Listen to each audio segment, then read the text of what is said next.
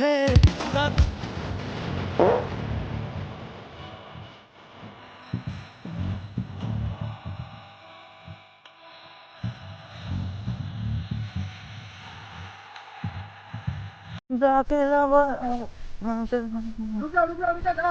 जी जनाब। अब धोनी या विराट किसका फैन हो? अरे जनाब दिखता नहीं है क्या, पाकिस्तान का एजेंट हूँ, बाबर आजम जिंदाबाद। अगली बार तुम्हारा नाम नहीं पूछा था, तुम्हारा नाम क्या है बताओ तो। हमजा। पूरा नाम बताओ। हमजा अली खान मोहम्मद। भाईजान थोड़ा नमक पढ़ के आते हैं, चलो। चलो भाईजान, पाकिस्तान में इंडिया एजेंट घुस गया है। क्या बात कर रहे हो? अरे जनाब चलो चलो चलो, पाकिस्तान में आपका इंडिया हाथ में एजेंट। क्या है दिखाओ, हाँ आपका हाथ में क्या है? हाथ में ভৈরা নিয়া ভৈরা দিল বেগুন আমার থলিতে আর যাব না বেগুন তুলিতে ও ললিতে